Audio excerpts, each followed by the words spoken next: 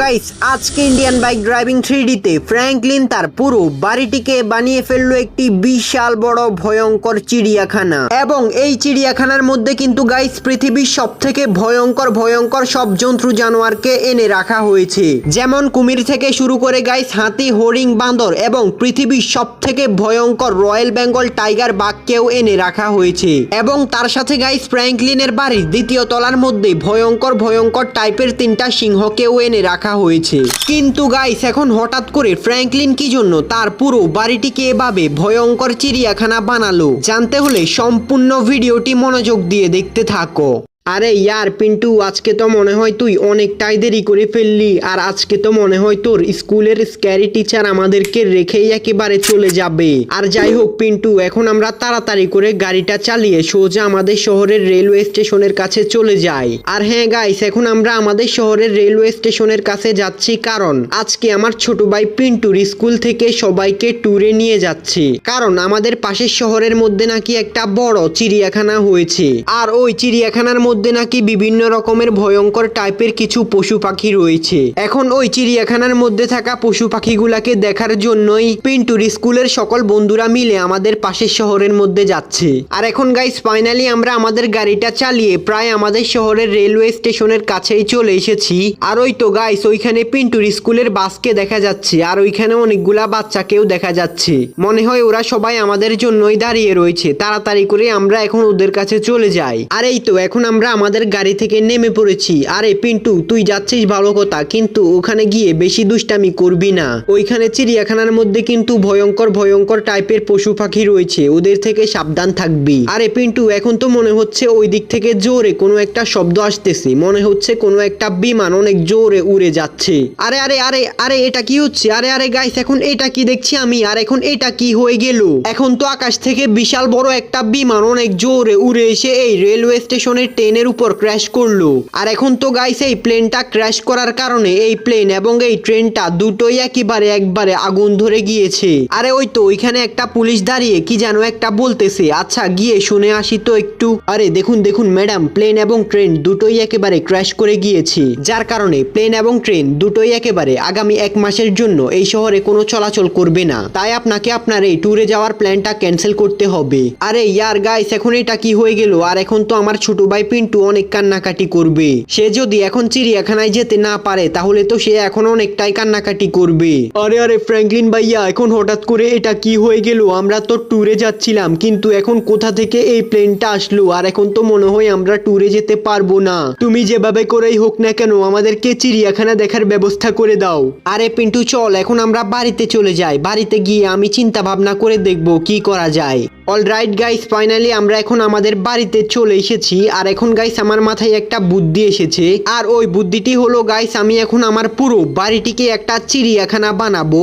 কারণ গাইস আমি যদি আমার পুরো বাড়িটিকে একটা চিড়িয়াখানা বানাতে পারি তাহলে পিন্টু অনেক বেশি খুশি হবে এবং আমি এই চিড়িয়াখানাটা দিয়ে অনেক বেশি টাকা আয় করতে পারবো। আর এখন গাইস আমার পুরো বাড়িটিকে একটা চিড়িয়াখানা বানাতে হলে আমার অনেকগুলা জিনিসপত্র লাগবে। আর সেজন্য গাইস আমি এখন আমার কম্পিউটারের মধ্যে সার্চ করে অনলাইনে অনেকগুলা জিনিস অর্ডার করে দিয়েছি, যেমন বিভিন্ন রকমের ভয়ঙ্কর টাইপের কিছু বিদেশি পশু পাখি এবং এই পশু পাখিগুলা থাকার জন্য ঘর। আর কালকের মধ্যে হয়তো এগুলো আমাদের দেশে চলে আসবে।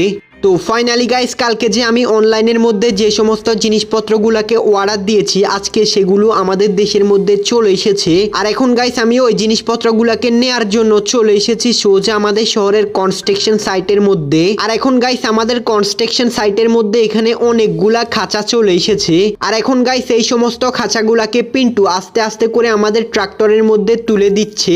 আর ফাইনালি গাইস এখন আমরা সব খাঁচাগুলাকে ট্রাকের মধ্যে তুলে নিয়েছি। আর এখন আমাদেরকে তাড়াতাড়ি করে এই ট্রাকটি চালিয়ে সোজা আমাদের বাড়িতে চলে যেতে হবে। আর এইখান থেকে গাইস আমরা এই খাঁচাগুলা নিয়ে চলে এসেছি সোজা আমাদের বাড়িতে। আর এখন গাইস আমরা আমাদের বাড়ির মধ্যে এই খাঁচাগুলাকে ক্রেনের সাহায্যে বিভিন্ন জায়গায় বিভিন্ন পজিশনে সেট করে দিচ্ছি, যাতে পশু পাখিদেরকে এনে এই খাঁচাগুলার মধ্যে বন্দি করে রাখতে পারি। আর ফাইনালি গাইস এখন আমাদের সব খাঁচাগুলাকে আমাদের বাড়ির মধ্যে সেট করা শেষ। আর এখন গাইস আমরা চলে এসেছি সোজা আমাদের শহরের জঙ্গলের মধ্যে।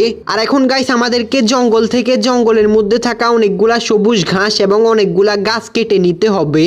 আর সেজন্য গাইস আমি এখন জঙ্গলের মধ্যে থাকা ঘাসগুলাকে আস্তে আস্তে করে তুলে নিচ্ছি। আর ফাইনালি গাইস এখন আমরা জঙ্গলের মধ্যে থাকা অনেকগুলা ঘাস এবং অনেকগুলা গাছ কেটে নিয়েছি।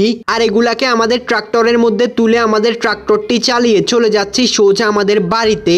আর এখন গাইস আমাদেরকে বাড়িতে গিয়ে অনেক বেশি কাজ করতে হবে। তো ফাইনালি গাইস এখন আমরা চলে এসেছি সোজা আমাদের বাড়িতে। আর এখন গাইস আমরা আমাদের বাড়ির মধ্যে এসে প্রায় সব কাজই একেবারে শেষ করে ফেলেছি। আর এখন গাইস আমাদেরকে শুধু আর একটা জিনিস জোগাড় করতে হবে, আর সেটা হচ্ছে পশু পাখি। আর গাইস আমি ওই পশু পাখিগুলাকে তো আরো 4 দিন আগে অর্ডার দিয়ে দিয়েছি। আর আজকে ওই পশু পাখিগুলা আমাদের এয়ারপোর্টের মধ্যে চলে এসেছে। আর এইখান থেকে গাইস আমি এখন আমার গাড়িটা চালিয়ে চলে এসেছি সোজা আমাদের শহরের এয়ারপোর্টের মধ্যে। আর এখন গাইস আমাকে এয়ারপোর্টের মধ্যে থাকা ওই লোকটিকে জিজ্ঞাসা করতে হবে আমার পশু পাখিগুলা আসবে কতক্ষণে। তো গাইস আমি এখন এই লোকটির সাথে কথা বলেছি এবং এই লোকটি আমাকে বললো আমার পশু পাখির প্লেনটি কিছুক্ষণের মধ্যেই চলে আসবে। আর ওই তো গাইস দেখো ফাইনালি বলতে না বলতেই ওইখান থেকে আমার পশু পাখির প্লেনটি উঠতে উঠতে আসতেছে। এখন এই প্লেনটি এখানে ল্যান্ড করবে আর আমি এখন এই পশু পাখি সবগুলাকে আস্তে আস্তে করে আমার বাড়িতে নিয়ে যাব। তো ফাইনালি গাইস এখন আমি সম্পূর্ণভাবে আমার পুরো বাড়িটিকে বানিয়ে ফেলেছি একটি বিশাল বড় ভয়ঙ্কর চিড়িয়াখানা। আর দেখো গাইস এখন আমার ছোট ভাই পিন্টুর স্কুলের সব বন্ধু বান্ধব এবং তাদের বাবা মা মিলে আমার বাড়িতে চলে এসেছে, মানে আমার চিড়িয়াখানার মধ্যে চলে এসেছে। আর ওইখানে গাইস দেখো ওইখানে আমি একটা টিকিট কাউন্টার রেখেছি যেখান থেকে সবাই টিকিট কেটে আমার চিড়িয়াখানার মধ্যে ঢুকতেছে। আর তো চলো গাইস এখন তোমাদেরকে আমার এই চিড়িয়াখানাটি একেবারে ঘুরিয়ে দেখানো যাক। আর এইখানে গাইস দেখো এখানে ভিতরে আসতেই একটা খাঁচার মধ্যে একটা জেব্রাকে রাখা আছে এবং তার সাথে গাইস আমার সুইমিং পুলটার মধ্যে দেখো আমার সুইমিং পুলটার মধ্যে কিন্তু ভীষণ ভয়ঙ্কর একটা কুমিরকে রাখা আছে। আর এই কুমিরটা কিন্তু গাইস অনেকটাই ভয়ঙ্কর, এই কুমিরটা থেকে দূরে থাকাই ভালো। এবং তার সাথে এইখানে দেখো গাইস এইখানে একটা খাঁচার মধ্যে কিন্তু ফানি একটা বাঁদরকে রাখা আছে। আর এই বাঁদরটি কিন্তু সারাদিন নেচে নেচে মানুষকে এন্টারটেইন করে। তো চলো গাইস এখন আমি আমার বাড়ির দিকে চলে যাই, আমার বাড়ির দিকে কি রাখা আছে। আর দেখো গাইস এখন এখানে আমার বাড়ির একেবারে সামনেই কিন্তু বিশাল বড় একটা হাতি রাখা আছে। আর তার সাথে এই হাতির কিন্তু ছোট ছোট দুইটা বাচ্চাকেও রাখা আছে এখানে। তো চলো গাইস এখন আমি আমার বাড়ির উপরের তলার মধ্যে চলে যাই, উপরের তলার মধ্যে আসলে কি রয়েছে। তো ফাইনালি গাইস দেখো এখন আমার বাড়ির উপরের তলার মধ্যে কিন্তু বিশাল বড় একটা বাঘ এবং ছোট একটা বাঘ রাখা আছে। আর এই বাঘগুলা কিন্তু গাইস অনেকটাই বেশি ভয়ঙ্কর। আর তার সাথে গাইস দেখো এখন এখানে একটা সিক্রেট রুম দেখা যাচ্ছে, মানে থাকার রুম। এটা আমাদের থাকার জন্যই বানিয়েছি আমরা। তো গাইস এই ছিল আমাদের আজকের ভিডিও। আর ভিডিওটি তোমাদের কাছে কেমন লেগেছে ওইটা তোমরা কমেন্টে জানাও। আর ভিডিওতে লাইক করে চ্যানেলটিকে অবশ্যই একটি সাবস্ক্রাইব করে দিও।